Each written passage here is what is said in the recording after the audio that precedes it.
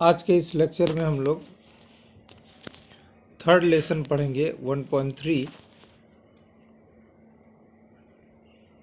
जिसको कि O Henry ने लिखा हुआ है और लेसन है the cop and the anthem. इसके पहले कि हम लोग लेसन स्टार्ट करें, आइए देखते हैं कुछ राइटर के बारे में। ओ हेनरी का नाम विलियम सिडनी पोर्टर ये है, बट इनका पेन नेम ओ हेनरी है और इसी नाम से ये जाने जाते हैं।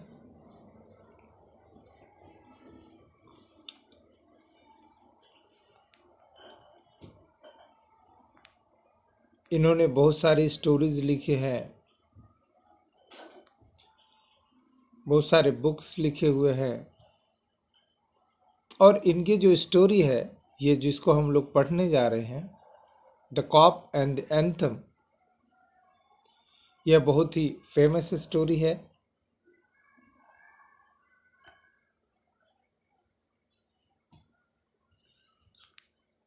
और इनकी जो राइटिंग की स्टाइल है, प्राय उस स्टाइल को लोग स्माइल विद टीयर्स कहते हैं, यानी आंसुओं के साथ मुस्कुराहट नाम देते हैं।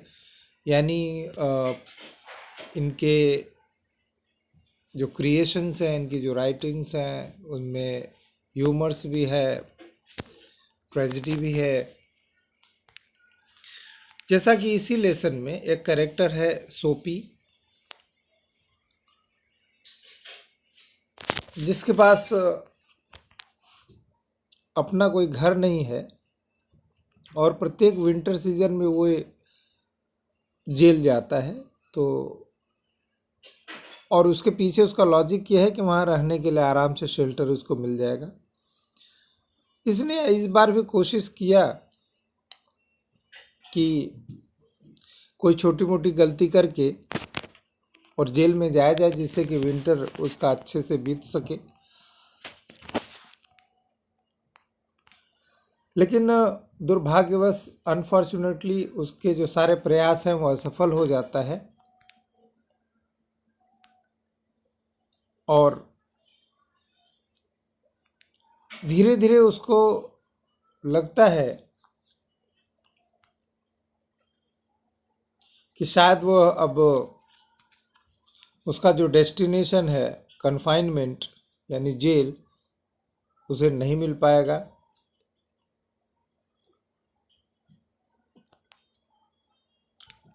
बाद में वो कहीं चर्च से प्रेयर सुनता है और फिर उसको समझ में आता है कि जो वास्तविक स्वतंत्रता है, फ्रीडम है, वो वर्चुअस लाइफ जीने में है।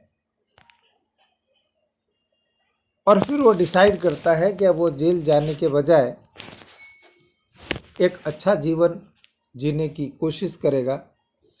और तभी दुर्भाग्य यह होता है कि जब उसके अंदर यह ट्रांसफॉर्मेशन होता है, वो पकड़ लिया जाता है और जेल भेज दिया जाता है।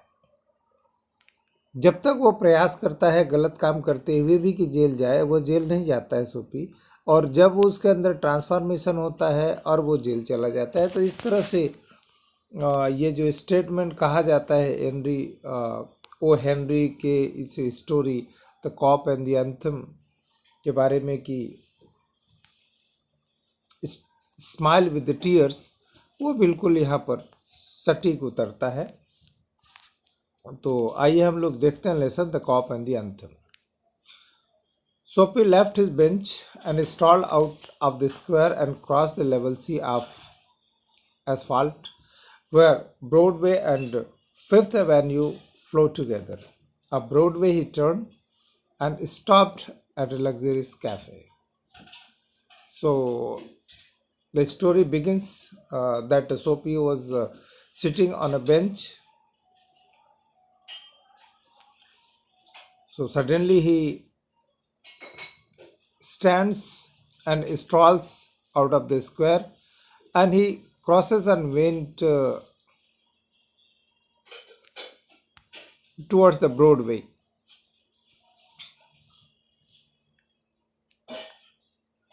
and Fifth Avenue, where these both currents flew together. And reaching up to the Broadway, he turned and stopped near a cafe which was luxurious.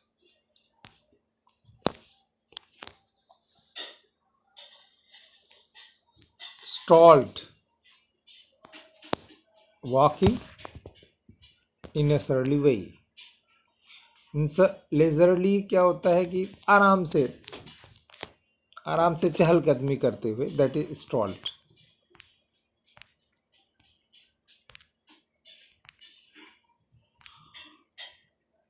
Sophie has confidence in himself from the lowest button of his waist upward.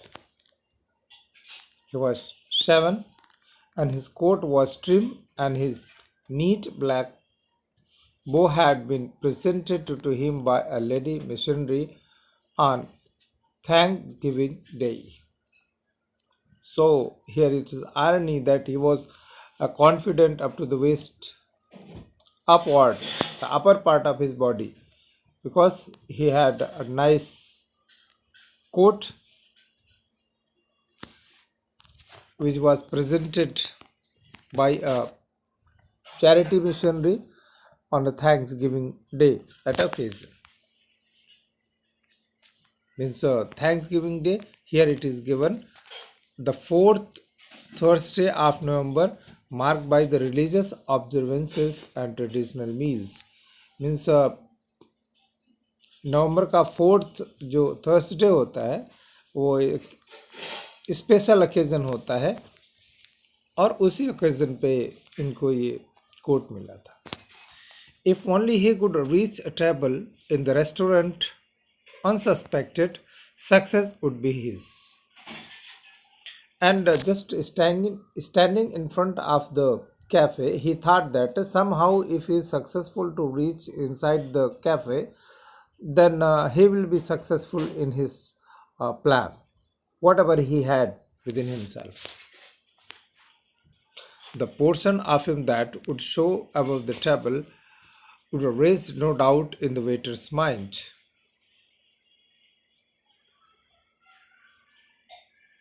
Okay, okay, the part above him, above his waist, when he will reach and sit in the cafe, so upper part of the table will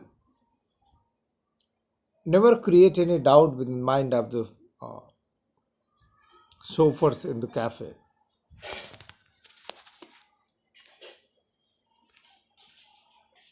A roasted mallard duck, thought Sophie, would be about the thing with a bottle of wine and then some cheese, a cup of coffee, and a cigar. And he planned also that what he had to order inside the cafe, a roasted mallard duck for meal, along with the bottle of wine, some cheese, cup of coffee, and cigar. $1 for cigar would be enough. He planned to take a cigar of a particular brand also costing $1. The total would not be so high as to call forth any extreme of revenge from the cafe management, and yet the meat would leave him filled and happy for the journey for his winter island. And then later on he thought that the total cost of the items that he had to order inside the cafe will not be that much, which will cost too much to him. And if in the case he is not able to pay for that, then cafe owner will take revenge in a harsh way. And further he thought that this supper will be better for him. It will be as a good memory for him when he will be in his destination, that is Winter Island. Winter Island, here it is pointed out to the prison where he wanted to land ultimately. But as Sophie set foot inside the restaurant door, the head waiter's eye fell upon his tattered trouser and decadent shoes. But unfortunately, when he was about to enter into the restaurant, head waiter happened to see his tattered trouser and old and torn out shoes. Decadent means यहाँ पर ये फटे हुए और पुराने.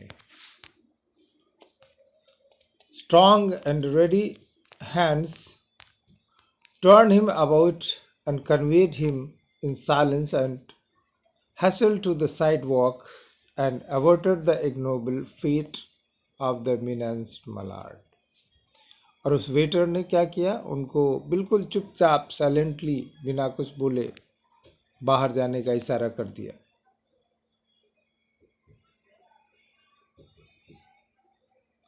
और यहाँ पर क्या हुआ, उसको उस चीज से वंचित कर दिया जो कि वो उसके लिए वहाँ पर बहुत मतलब इच्छित पदार्थ था, वेल डिजायर्ड एंड एक्सपेक्टेड मील था, जिसके बारे में हमने पढ़ा मिनेस मलाड डक वो वहाँ पर खाना चाहता था, but he was averted because of the dishonorable, ignoble means a dishonorable fate, भाग्य, यहाँ पर दुर्भाग्य. Sophie turned off Broadway. It seemed that his route to the coveted island was not to be an easy one.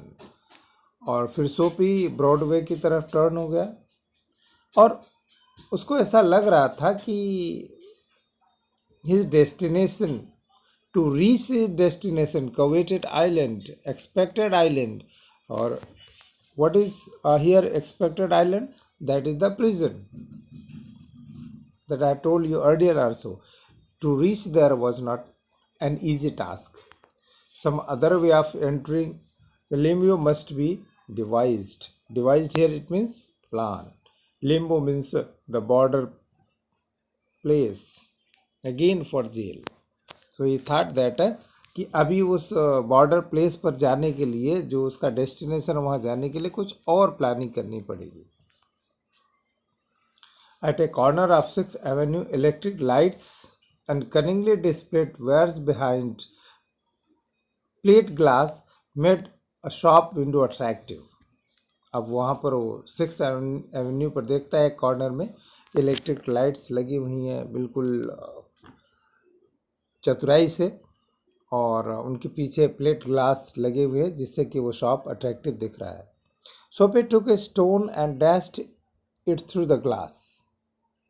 People came running around and the corner, a policeman in the lead. Sophie stood still with his hands in his pocket and smiled at the sight of brass buttons. अब सोपी ने एक stone लिया और उस जो glass display किया हुआ था वहाँ उसकी तरफ फेंका तो ग्लास टूट गया, आवाज़ आई जोर की. तो लोग और एक उनके साथ साथ आगे आगे पुलिस मैन भी दौड़ते हुए आया. बट सोपी वहाँ पर बिल्कुल अपने दोनों हाथ को पॉकेट में डाले हुए मुस्कुराते हुए उस ब्रास बटन्स को देख रहा था. फिर the man that done that inquired the officer agitatedly. और बिल्कुल ट्रबल्ड होकर के, परेशान होकर के, थोड़ा निराशा में ही पुलिसमैन ने पूछा कि वो आदमी जिसने ये किया कहाँ गया. और सोपी का आंसर होता है, don't you think that I might have had something to do with it, said Soapy with a friendly voice as one greets good fortune. Soapy ने कहा कि आपको नहीं लगता है कि मेरा इससे कुछ लेना देना होगा. और इतने फ्रेंडली वॉइस में सोपी ने कहा जैसे लगा कि है ना, किसी को कोई किसी का मतलब सौभाग्यवश किसी को कुछ अच्छी चीज़ मिल जाए तो उस जिस तरह से बोलता है उसी तरह से सोपी ने भी बोला, क्योंकि उसको लग रहा था कि अब इस योजना से, इस प्लानिंग से शायद जो उसने सोचा हुआ है जेल में जाने का, जो प्रोग्राम उसने किया है, शायद वो सफल हो जाए। तो नेक्स्ट है, the policeman refuse to accept Soapy even as a clue. Men who smash windows do not remain to chat with the police. They take to their heels. अब इसने फ्रेंडली वॉइस में सोपी ने पुलिसमैन से बात किया कि पुलिसमैन ने ये एक्सेप्ट करने से इनकार कर दिया कि सोपी ने ऐसा किया होगा, क्योंकि कॉमन टेंडेंसी क्या है कि अगर कोई व्यक्ति ऐसा करेगा तो वो पुलिसमैन से बात करने के लिए नहीं रहेगा, बल्कि क्या होगा, they take to their heels, है ना, वो फिर ऐसे लोग तो भाग जाएंगे ना। The policeman saw a man halfway down the block running to catch a car. With the drawn club, he joined in the pursuit. Soapy, with the disgust in his heart, drifted along twice unsuccessful. अब उसके बाद suddenly क्या होता है, policeman saw a man who was running to catch a car, मतलब एक गाड़ी पकड़ने के लिए कोई आदमी नीचे ब्लॉक की तरफ दौड़ रहा था, तो वो पुलिसमैन ने भी अपना क्लब यानी डंडा जो है उठाया और उसके पीछे भागा। एंड हियर सोपी जब दूसरी बार असफल होता है तो वो क्या होता है, घृणा से भर जाता है। सोपी पहली बार असफल कब हुआ, जब वो रेस्टोरेंट में जाना चाहता था, वहाँ खाना खाना चाहता था और पेट कुछ नहीं करता, तो हो सकता है वो पुलिस के हवाले कर दिया जाता। दूसरी बार क्या हुआ, उसने उस डेकोरेटेड शॉप पर पत्थर मारा, वहाँ पर कांच जो टूटे, तो पुलिस उसके पास तक आई। अब सोपी को लगा था कि शायद अरेस्ट हो जाएगा, लेकिन ऐसा नहीं हो पाया, तो ये दूसरी बार वो अनसक्सेसफुल हुआ, फेल हुआ।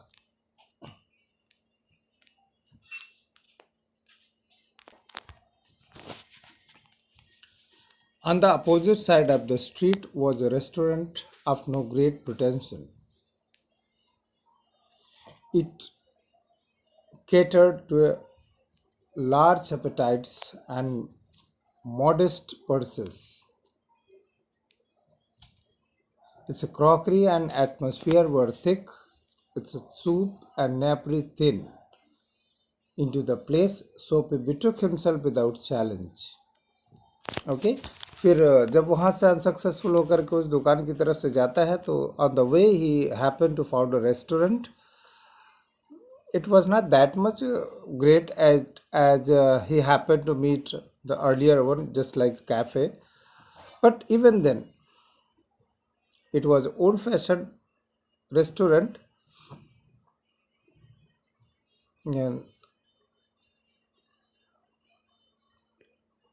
And it was easy for Soapy to enter into the restaurant.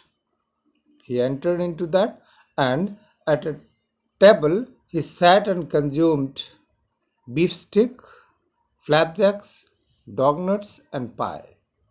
And then he told the waiter the fact that the minute test coin and himself were totally strangers. तो वो एक table पे बैठा वहाँ पर, और उसने क्या क्या ऑर्डर किया, बीफ स्टिक ऑर्डर किया, फ्लैपजैक्स, डॉग नट्स और पाई, और सब खाने के बाद फिर उसने वेटर को बुलाया और रियलिटी बताई कि उसके पास तो एक छोटा सिक्का भी नहीं है. This minutest coin and he himself were totally stranger, मतलब एक छोटा सिक्का भी उसके पास नहीं है. Now get busy and call a cop, said Soapy, and don't keep a gentleman waiting. और फिर उसको एडवाइस भी देता है वेटर को कि अभी ये काम करो, पुलिस को बुलाओ, है ना, वेट मत कराओ. No cop for you, said the waiter, with a voice like butter cake and an eye like a cherry in the Manhattan cocktail. Hey कौन? वेटर ने कहा नहीं नहीं, फिर तुम्हारे लिए कॉप की ज़रूरत नहीं है. बिल्कुल बटर केक लाइक वॉइस में उसने कहा, और आई उसकी जल रही थी जैसे कि चेरी जैसी. और उसके बाद उसने कौन नामक के व्यक्ति को बुलाया. तो neatly upon his left ear on the callous pavement, two waiters pitched Soapy. ठीक। अब यहाँ पर कैलस मतलब होता है मतलब मजबूती से, एंड पिच मतलब है, पिच्ड मीन्स है फेंक दिया। तो उसको नीटली उसको लेफ्ट ईयर के ऊपर से पकड़ते हुए वेरी हार्ड, और क्या किया वेटर्स ने, दो वेटर ने उसको पेमेंट रास्ते पर फेंक दिया। He arose joint by joint as a carpenter's rule opens and dusted his clothes. Arrest seemed now but an elusive dream. अब जब उसको वहाँ पर फेंक दिया गया रोड पर, पेवमेंट पर, रास्ते पर, तो ही अरोज ज्वाइंट बाय ज्वाइंट मतलब क्या हुआ, फिर धीरे धीरे उसको चोट तो लगी तो वो धीरे धीरे उठा, और कैसे, जैसे कारपेंटर रूल अपनी उठाता है धीरे धीरे, और उसके बाद अपने क्लॉथ्स मतलब कपड़े झाड़े, और उसको लगा कि अब ये जो अरेस्ट होना है वो तो बड़ा मुश्किल सपना दिख रहा है। इल्यूजिव का मतलब होता है ना कि भ्रामक, कठिन, डिफिकल्ट। तो island seemed very far away. A policeman who stood before a drug store 2 doors away laughed and walked down the street. और आइलैंड अगेन यहाँ पर क्या है, जेल से रिलेटेड है, जेल जहाँ पर वह जाना चाहता है सोपी। तो वह आइलैंड उसको तो ऐसा लगा कि बहुत दूर है उससे, और ये देखिए कि वहाँ पर एक पुलिसमैन भी जो खड़ा था थोड़ी ही दूर पर एक ड्रग स्टोर के पास ही, वो हंसा और फिर इस अंदर स्ट्रीट में चला गया।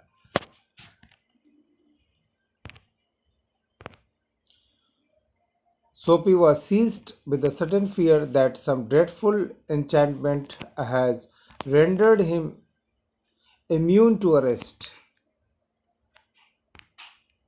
अब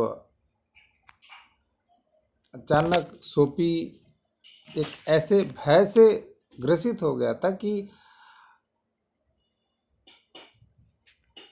जिसने कि उसको इम्यून कर दिया था कि अब वो अरेस्ट हो जाए। He was in a state of panic, and when he came upon another policeman longingly grandly in front of a glittering theatre, he caught at the immediate straw of disorderly conduct. अब जब उसके अंदर ये इच्छा और दृढ़ होती गई, पावरफुल होती गई कि वो अब कैसे अरेस्ट हो जाए, और ये बात उसके दिमाग में आ रही थी, वो बहुत पैनिक होते जा रहा था। तो अब इसी दौरान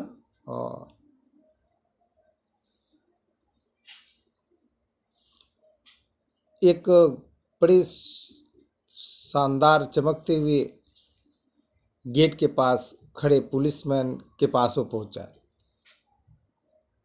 और उसके बाद क्या हुआ, ही काट at the immediate straw of disorderly conduct. अब उसको फिर अचानक एक सूत्र ऐसा लगा कि किस तरह से वो जो है डिसऑर्डर कंडक्ट करे, खराब व्यवहार करे, और यह पुलिस वाला उसको अरेस्ट कर दे।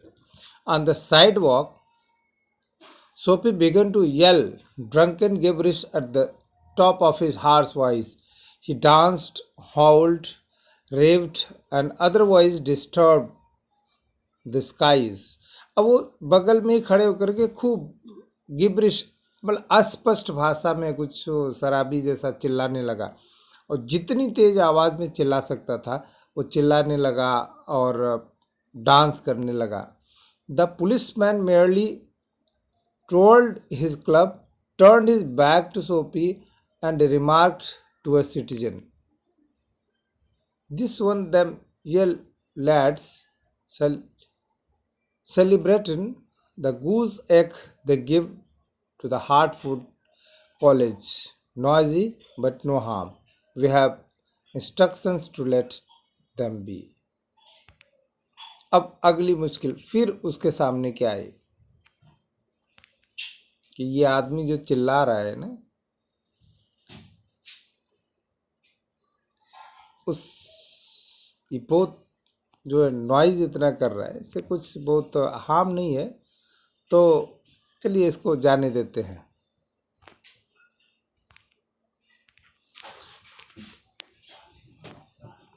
यहाँ पर उसने उसके येलिंग को इस तरह से बर्दाश्त किया, जैसे like the goose eggs given at the heartful college without any problem, without any trouble, और उसका नॉइज़ जो भी उसी तरह से कंपेयर किया गया।